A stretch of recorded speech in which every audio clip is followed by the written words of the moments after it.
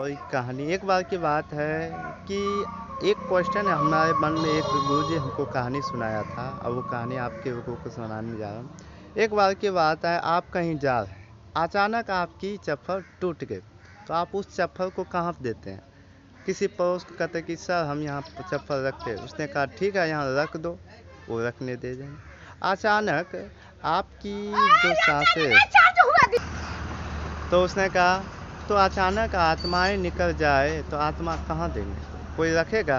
2 दिन के बाद के हटाओ हटाओ बहुत बदबू मारा तो उसको, तो अचानक एक बार की बात है, एक गुरुजी ही, एक बहुत पुरानी बात है कि एक राजा, एक व्यापारी को बच्चा नहीं हो रहा था, बांझ था। तो उन्होंने कहा कि चलो, वो गया कहाँ कहाँ गया उस गुरुजी, उसने कहा कि हमको आशीर्वाद दे, हमको है बांझ है, मुझको कुछ बनवा दे। उसने कहा ठीक है ये लड्डू खाओ, लेकिन तुमको एक वचन देना है कि हम जब आएंगे हम तुमसे जो मांगेंगे वो देना पड़े। उसने कहा ठीक है।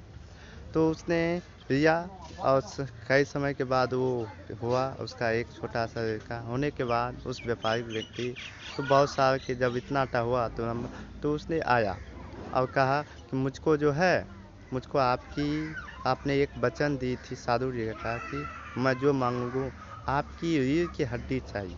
उसने कहा कि ये कैसे दे सकता हूँ, यूँ तो मैंने पाया है।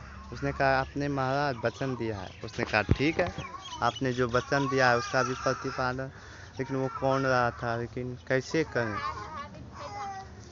तब उसने क्या किया, उन्होंने क्या किया कि उस वचन को उसने अपने बेटे कहा कि ऐसे ऐसे, उसने कहा कीजिए, क्योंकि एक छोटी सी अंग तो हम आप ही का ही अंग है, मुझको मार देने का अगर आपका वचन पूरा हो सकता है तो क्यों नहीं। उसने तलवार लीजिए और रीढ़ की हड्डी काट दी। उसने कौन कर जब जैसे ही उसको काटा, उसको बड़ा दुख हो रहा था और काट कर उस मांस को तैयार किया, लेकिन उसने कह दिया कि एक ही आंसू नहीं होनी चाहिए।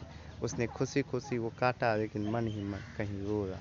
उस साधु ने कहा कि एक बार मन से अपने बेटे को, तो उस व्यापारी ने बताया कि हम तो अभी अभी इस हाथों से उसको बलि दिए हैं, उसको कैसे काटूं?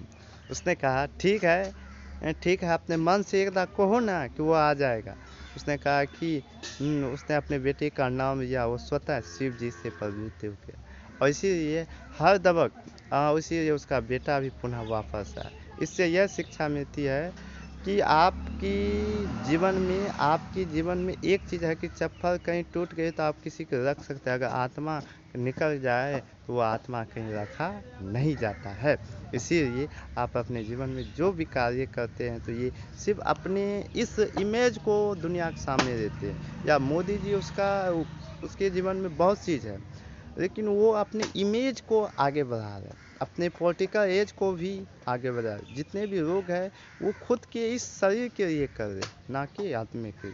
आपका जो सेल्फ कॉन्शियस है उसी से आप दुनिया की एक नई दास्तान लिखते हैं। धन्यवाद। जय हिंद।